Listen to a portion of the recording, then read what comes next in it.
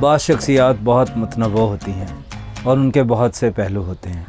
ہمارے آج کے پروگرام میں جو ہماری شخصیت ہم نے جن کو مدعو کیا ہے وہ نہ صرف یہ کہ ایک رائٹر ہیں بلکہ ان کے ساتھ ہجرت کی بہت ساری داستانیں جڑی ہوئی ہیں۔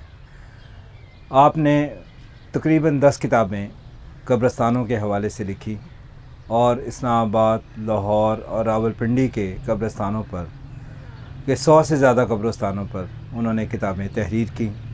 آپ کو 2012 میں تمغہ امتیاز سے نوازا گیا اور آپ کی پیدائش ہوئی انڈیا، ریاست ملیر کوٹلہ میں، اور تقریباً 12 سال کی عمر میں آپ نے انڈیا سے ہجرت کی اور پاکستان تشریف لائے سن 1969 میں۔ پاکستان اور انڈیا کے تعلقات کا سب کو اندازہ ہے۔ یہ جس ریاست کا ذکر کرتے ہیں، ریاست ملیر کوٹلہ کا، وہ کہتے ہیں کہ وہ ایک ایسی ریاست تھی جو انڈیا میں ہندوؤں، سکھوں، مسلمانوں کے لیے ایک جنت تھی، جہاں پہ کبھی کوئی جھگڑا نہیں ہوا، کوئی فساد نہیں ہوا۔ ہم آج ان سے بات نہ صرف قبرستانوں کے حوالے سے کریں گے بلکہ اس حوالے سے بھی کریں گے کہ جو انہوں نے ہجرت کی پاکستان کی، اس کی کیا وجوہات تھیں اور وہ کیسا دور تھا جب وہ وہاں انڈیا میں رہتے تھے۔ ہمارے ساتھ آج مدعو ہیں محمد ریاض شاہد صاحب۔ سر کیسے ہیں آپ؟ شکر اللہ۔ ہم آپ کو بہت ویلکم کرتے ہیں اپنے پروگرام مکس پلیٹ میں۔ یہ بتائیے گا کہ آپ انڈیا میں پیدا ہوئے جی، اور قریباً 12 سال کی عمر میں آپ نے پاکستان ہجرت کی، تو کیا رہا یہ سارا سلسلہ؟ کون سی ایسی ریاست تھی جس میں آپ کہتے ہیں کہ کبھی کوئی فساد ہی نہیں ہوا؟ یہ ہماری ریاست تھی مشرقی پنجاب کی ریاست ملیر کوٹلہ۔ یہ یہاں پہ مسلمانوں کی ریاست تھی، نواب تھے آخری اس کے نواب افتخار الدین صاحب، اور بڑی ایک دلچسپ یہ اپنے ریاست تھی۔ جب انقلاب آیا 47 کا، کوئی وہاں پہ ایسا کانٹ چھانٹ نہیں ہوئی، یعنی قتل و غارت کا کوئی ایسا بازار گرم نہ وہاں پہ ہوا۔ لوگوں نے ایک دوسرے کا ساتھ دیا، ہندو تھے، سکھ تھے، عیسائی، پارسی، سبھی قومیں وہاں پہ آباد تھی۔ بڑا پرکشش دور تھا، اچھا دور تھا۔ اور اس میں وہاں سب سے جو بڑا کام تھا نا، وہ اس ریاست کے نواب کا تھا۔ اچھا، جو انہوں نے وہاں پہ کنٹرول کیا تھا، وہاں پہ اتفاق سے سب کو جوڑ کے رکھا ہوا تھا۔ وہاں پہ کسی نے سوچا کہ ہم نے یہ مسلمانی سے قتل کرنا ہے، مسلمان نے سوچا ہو کہ ہندو ہے، سکھ ہے، کوئی نہیں وہاں پہ۔ آج بھی 72 سال ہو گئے پاکستان کے بنے ہوئے، آج بھی وہاں پہ حالات ویسے کے ویسے ہی ہیں۔ کوئی وہاں پہ ایسا کوئی واقعہ فرقہ واریت کا یا کوئی ایسا واقعہ رونما نہیں ہوا۔ جو ریاست کے آپ کے نواب تھے، کیا نام تھا ان کا؟ ان کا نام تھا اپنے افتخار علی۔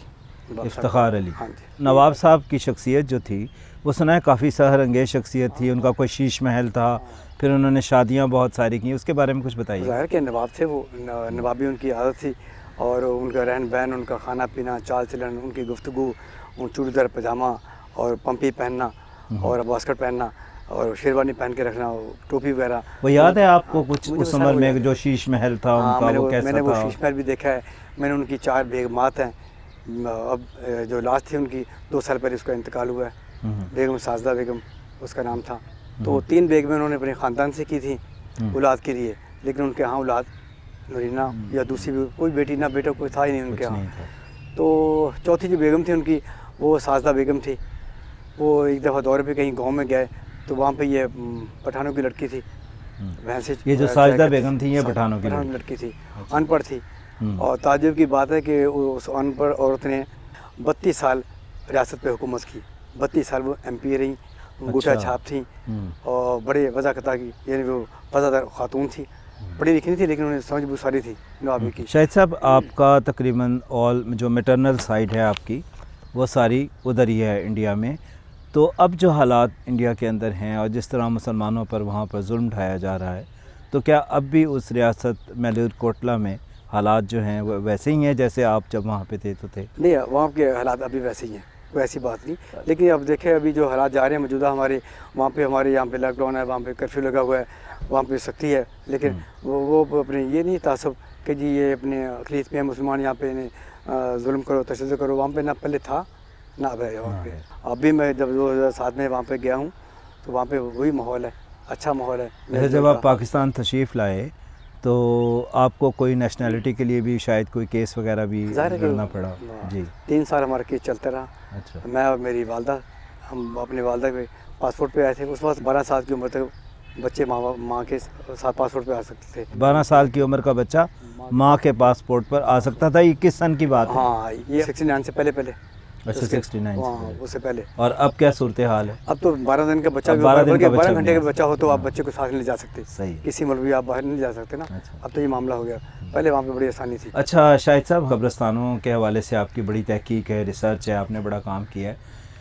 मुझे ये बात याद पड़ती है, आपसे मेरी गुफ्तगू हो रही थी तो आपने अपनी खाला का कुछ जिक्र किया था। हाँ। तो वो क्या कहानी?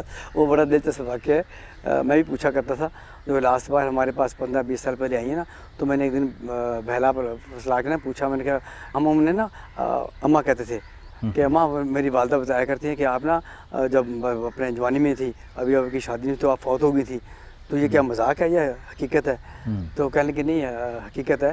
कहने लगी मेरी उम्र कुछ 14-15 साल थी, मैं काफ़ी बीमार थी, बुखार चढ़ता रहा, तो उस दौरान में काफ़ी इलाज कराया, डॉक्टरों ने बेहोशी तारी हुई, डॉक्टरों ने जवाब दे दिया, हकीमों ने कि जी नहीं ठीक हुई, फौत हो गई।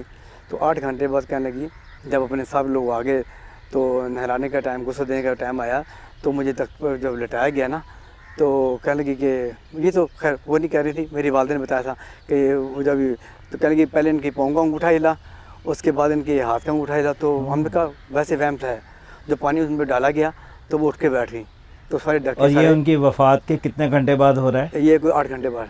8 घंटे 8 बाद। घंटे बाद। अच्छा, डॉक्टर ने तस्दीक कर दी थी, डॉक्टरों ने भी तस्दीक कर दी कि वो वफ़ात पा फौत गई। है। अच्छा, रिश्तेदार सारे आगे रो लिए, सारा सब कुछ कर लिया, तो जब गुस्सा देने लगे तो उठ के बैठ गई, वो सारे डर के पीछे भाग गए। तो उनसे फिर उन्होंने अपने जब पूछा गया कि क्या ये क्या वाक़या क्या था, कहने की जब मुझे ऊपर लेके जा रहे थे ना आसमानों की तरफ फ़िज़ाओं में, तो ऊपर से निदा से आवाज़ आई कि हमने आपको ये नहीं कहा था, हमने तो आपको फ़ां औरत को कहा था, फ़ां लेके आए, अच्छा। ये वापस करके आए, वो लेके आए। तो वो उसी तरह मुझे वापस ले आए, तो मैं उठ के बैठ गई। तो ठीक उसी टाइम पे करीबी महल्ले से इसी नाम की जो औरत थी, ईदो बीबी के नाम की, तो क्या नाम था उनका? ईदो बीबी। ईदो बीबी। हाँ, वो ज़ाहिर कि वो सादगी का दौर था, जी, जी, जी, सादे जी, सादे जी। नाम होते थे। तो वो कहने लगी मैं उठ के बैठ गई, और वो वहाँ से जो साथ महल्ले से तरह आ गई कि वो फलां फौत हो गई। हैरत अंगेज़ बात है तो शाहिद ये साहब। उसके बाद अंदाज़ा लगाया कि वो 80 साल जिंदा रही हैं, 80 साल तक जी हूँ। 80 साल जिंदा रही हैं। अच्छा शाहिद साहब, आप ये बचपन के मुझे वाक़यात बता रहे थे, और हम फिर दोबारा ग्रेवयार्ड्स की तरफ भी आएंगे कि कोई जगह थी जहाँ आपने छुप के कुछ देखा, हाँ। कोई चिराग जलते थे, वो क्या कहानी थी? वो मेरे घर के ना बिल्कुल सामने एक मकान था, अपने मोहल्ले में मशहूर था कि ये जगह बड़ी पक्की है जी, यहाँ कोई बुजुर्गों का डेरा है। अच्छा। तो उन्होंने जब मकान बनाया था सदियों पहले, उस वक्त ही, तो उन्होंने वो नुक्कड़ एक ने छोड़ दी थी, वो हिस्सा जहाँ पे कहते हैं कि ये जगह पक्की है, यहाँ पे किसी का डेरा है, यहाँ पे बुजुर्ग कोई आते हैं या कोई परियां वगैरह, तो उमदन वो जगह उन्होंने उन्होंने महदूद छोड़ दी। और मोहल्ले वाले ना, जिसको भी याद आता था जुमेरात को, वहाँ पे ना वो ना वहाँ पे तख्ती लगाई हुई थी, उस पर वो चिराग जला देते थे बस। तो वहाँ पे मैं अपनी वालदा से सुना करता था बातें कि जी यहाँ पे ना जुमेरात को ना एक जो छोटे छोटे कद की जिस तरह कोई परियां होती हैं ना, वो डफली बजाती हैं, तो वो उनका रंगीन लिबास उन्होंने पहना होता है, तो वो यहाँ पे आती है। तो मैंने अपनी वालदा एक दिन इशार किया, मैंने कहा मैंने ना ये देखना है। मेरी वालदा कहना कि तुम डर जाओगे। मैंने कहा नहीं कुछ नहीं होगा।